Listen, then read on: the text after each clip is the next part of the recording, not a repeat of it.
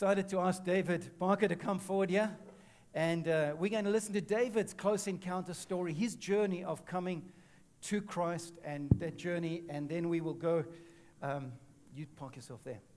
And then we will, by the way, this is just the point so far.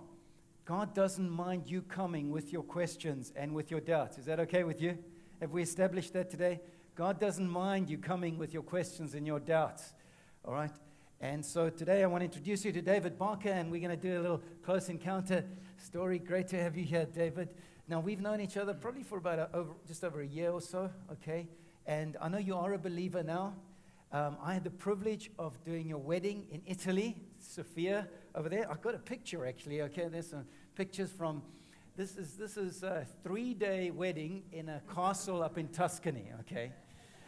They didn't have lamb shawarma, but it was amazing, okay? So it's just been privileged to be a part of your wedding. And of course, we've known Sophia for a lot longer, but you guys got married, and you decided to join Sophia here. I know Pastor Simon Downham, where you gave your life to the Lord, and I thanked him this week for you coming here. Okay. Not there. All right, not there. Right. We always have this tension when people get married, where they're going to go, okay? And we sort of trade. Okay, we trade. We make offers, reduce tithes and all that thing, just whatever it takes. Anyway, no, I'm kidding. Here we go. David, tell us a little bit about what are you doing in London now? Well, I'm a tech entrepreneur, and I'm on my third tech company called the Tech Centre, and we do tech for social good. So we do projects that help change lives, mainly by helping charities and social enterprises. We've also innovated pop-up training academies to train long-term unemployed to help them get into work as well. So fantastic. Now, I saw something on your Facebook post this week. You have a dream. Tell us about that dream. Oh, yeah. So it's important to have goals in life. Yeah. So my 10-year goal is to be the Lord Mayor of London.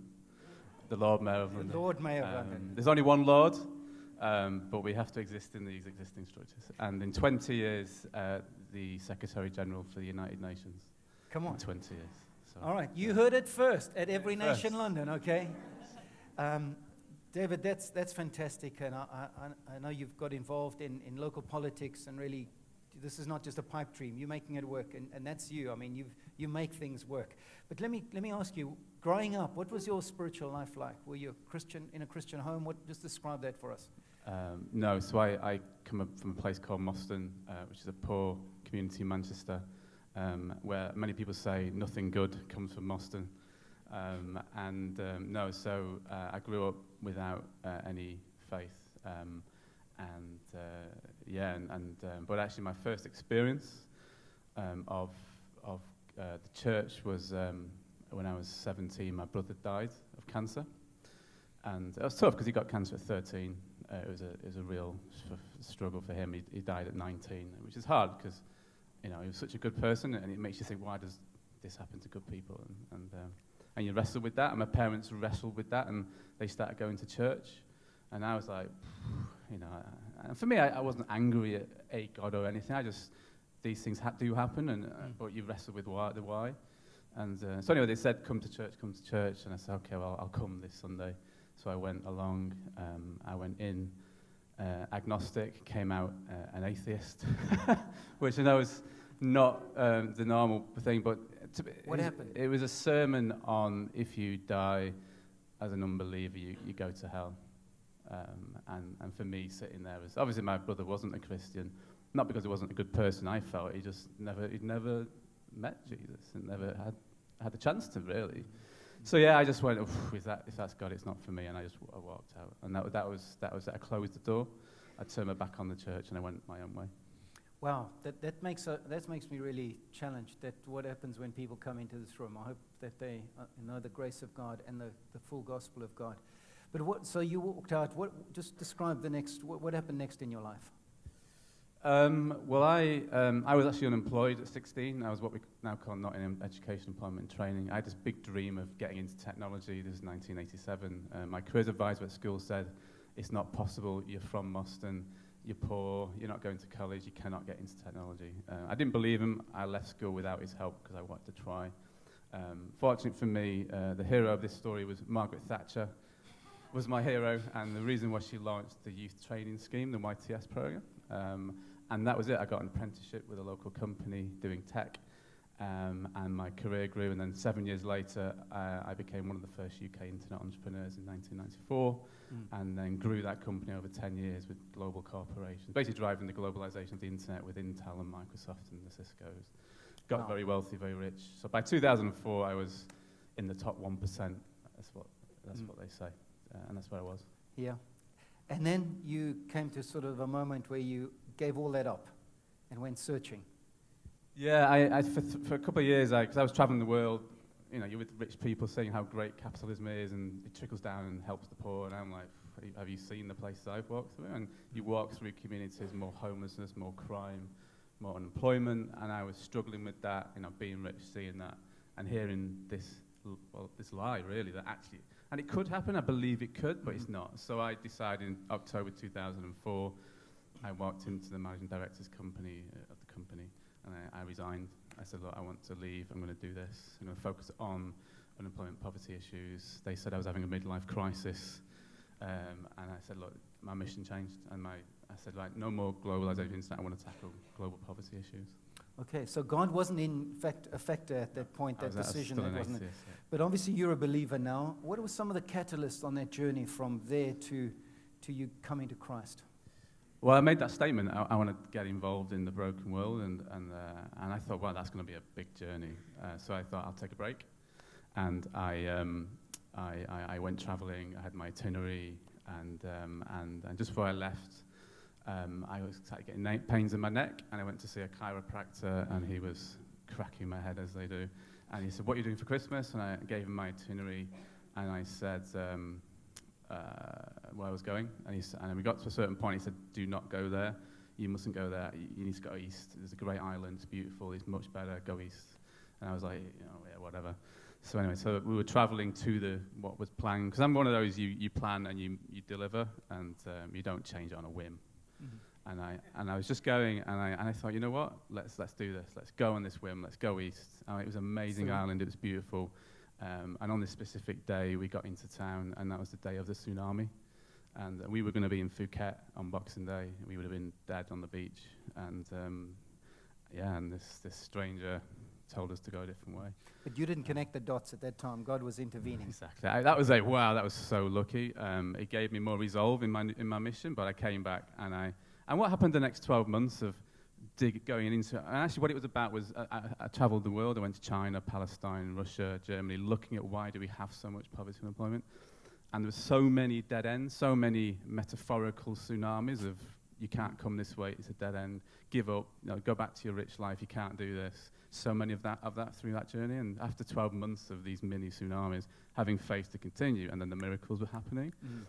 And even to a point where basically after this research, I innovated this big idea of a tech company using its growth to train long-term unemployed. I needed £1 million. I'd run out of money, but I'd done the research, I'd done the prototype. I had everything to do this, but I didn't have £1 million. I'd run out of money. I'd actually was being threatened with eviction. I couldn't pay my rent. You were living in London? In London, yeah. It's dark time.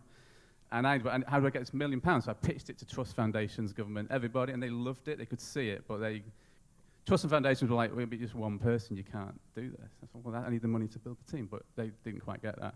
And normal investors are like, look, we want you to maximize shareholder profit, not help people, so we're not going to invest in your tech company. So I was in this social enterprise vacuum.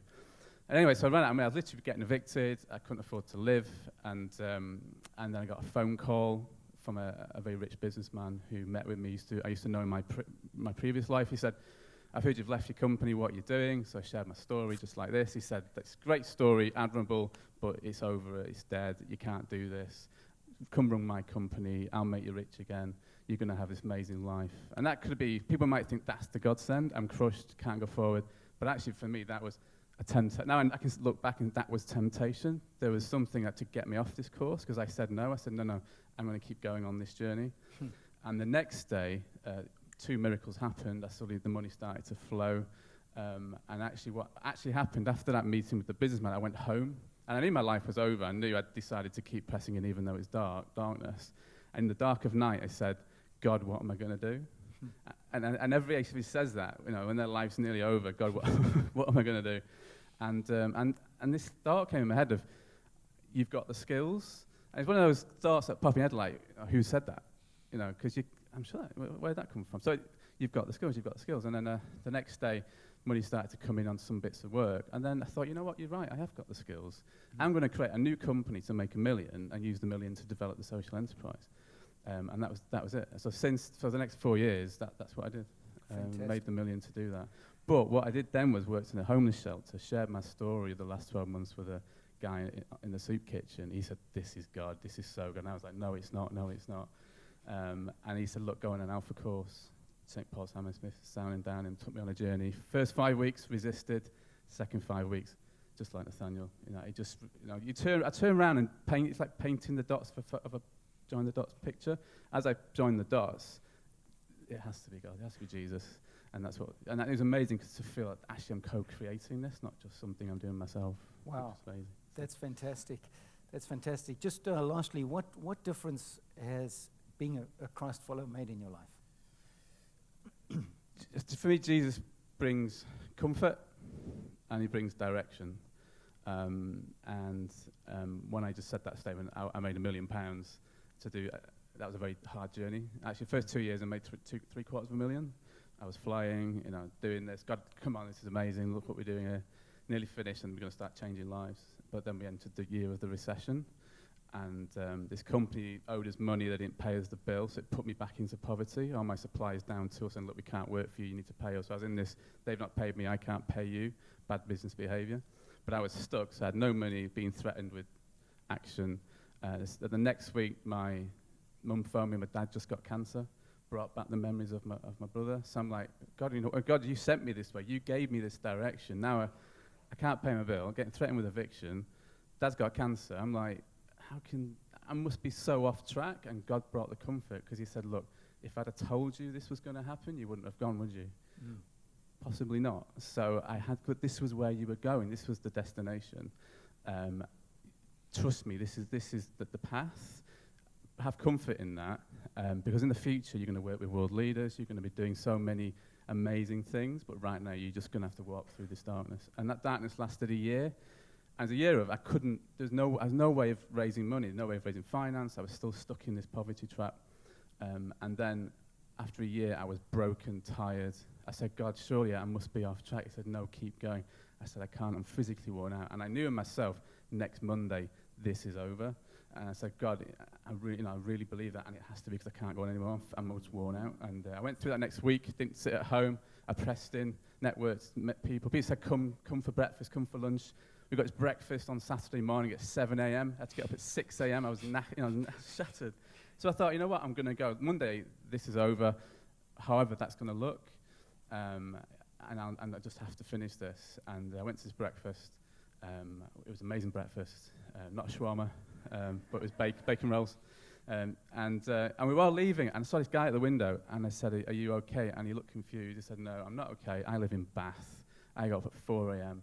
God told me to come. I'm not going home. Do you want to go for lunch? We went for lunch. He told his testimony. I told him mine. He said, this is phenomenal.